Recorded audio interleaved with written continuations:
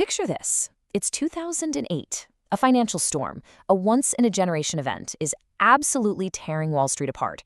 Giants of banking are collapsing, dozens of firms are going under, and the entire global economy is, well, it's teetering on the brink. But in the middle of all that chaos, one man and his bank, they didn't just get through it. They actually came out stronger. This is that story. It's crazy to think that just a year before, this quote was basically the anthem of Wall Street. The CEO of the powerful Citigroup, Chuck Prince, he pretty much said, look, as long as the music's playing, you've got to be out there dancing. And believe me, the party, fueled by some incredibly risky bets, was going strong. And when it finally stopped, it wasn't a slow fade to black. Oh no, it was like a record scratch and then a deafening crash. The housing market completely imploded, and all those fancy financial products built on top of it, they turned toxic, like overnight. The dance floor was just littered with the bodies of once legendary firms.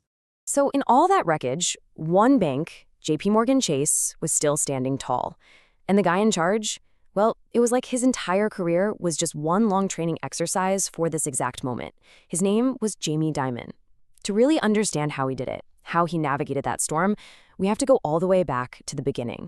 See, this is really a story about a powerful mentorship, one that built a financial empire from the ground up, and then just completely crumbled into this bitter, intense rivalry.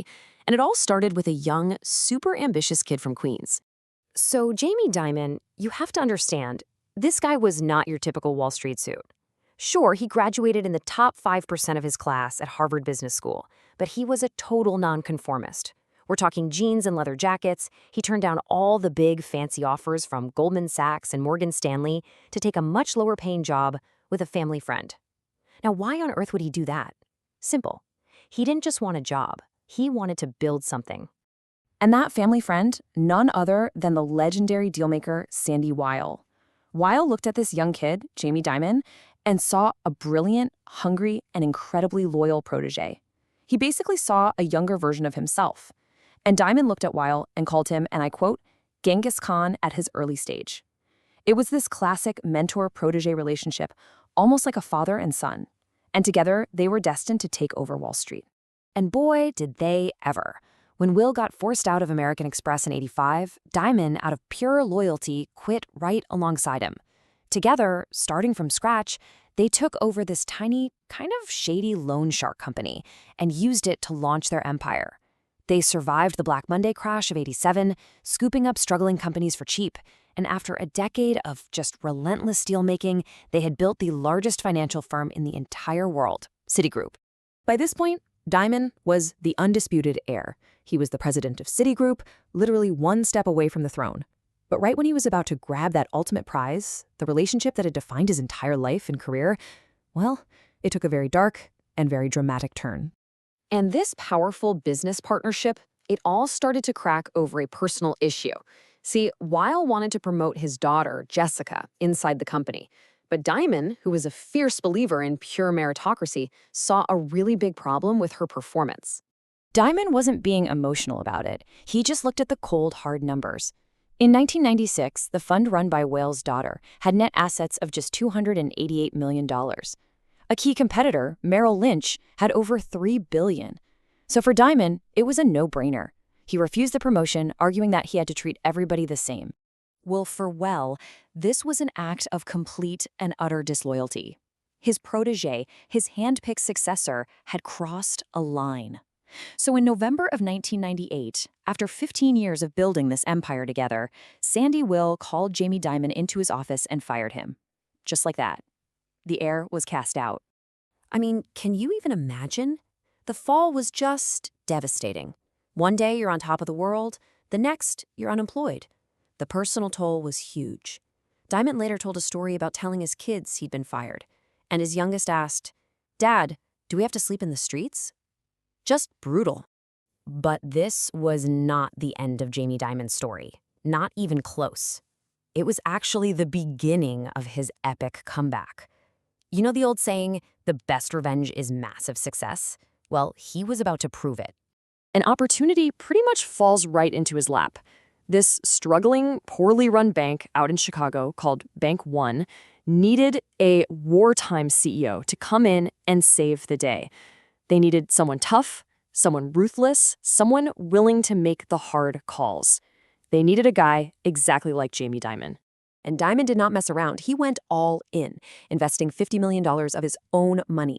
Then he started cutting. He fired 12,000 employees, stripped away all the executive perks, and he took a massive $4.4 billion write-down in his very first year, leading to a $500 million loss. And Wall Street? They absolutely loved it. Why? Because the very next year, the bank posted a profit of $2.6 billion. But what Dimon was building at Bank One was way more than just profits. It was a philosophy. He created what he called a fortress balance sheet. The idea was simple: make the bank so strong, so overcapitalized, that it could survive literally any storm that came its way. This idea would become his defining legacy. The turnaround job at Bank One was so spectacular, so legendary, that it didn't just save the company, it catapulted Dimon right back into the center of the financial universe. It set the stage for his ultimate return to New York. So in 2004, the legendary JP Chase comes knocking. They want to merge with Bank One. But let's be honest, the real prize wasn't the bank, it was the guy running it. The deal went through on one condition: Jamie Dimon had to become the next CEO. The man fired from Citigroup was now officially running one of its biggest rivals. You just can't make this stuff up. And this brings us full circle, right back to 2008, with the financial world collapsing all around. All those lessons Dimon learned from his betrayal, from his time in the wilderness, they were about to be put to the ultimate test. Right here, you can see the two approaches in stark contrast. You had Citigroup, Sandy Weill's creation, still dancing until the music stopped, just loaded up with risky subprime mortgages. And then you had JP Chase, under Dimon, building its fortress balance sheet. And when the music finally did stop, Citigroup needed a massive government bailout just to stay alive. JP Chase, it remained profitable through every single quarter of the crisis. And Dimon didn't just survive. He went on the attack. When the investment bank Bear Stearns was literally hours from total collapse, the government begged Dimon to step in. His initial offer was so audacious: $2 a share. $2. For a company whose stock was trading at $170 a year earlier. It was a brutal and frankly brilliant display of power. But the ultimate vindication, the real cherry on top, came years later. As Sandy Weil watched his own company, Citigroup, crumble and get bailed out, he was asked if he regretted firing Jamie Dimon. And his response? It admitted what the entire world could now see. The protege had totally surpassed the master. By the time the dust of the crisis settled, Jamie Dimon wasn't just the CEO of JP Chase anymore. He had cemented his bank's spot as the largest in America and his own reputation as the undisputed king of Wall Street. He really was the last man standing. Dimon's whole story really leaves us with this fascinating question about leadership, doesn't it? He got fired for being difficult, for not playing the political game. But those exact same traits, his rigid principles, his foresight, are precisely what allowed him to win when everyone else was failing. It just makes you wonder, what's really more important?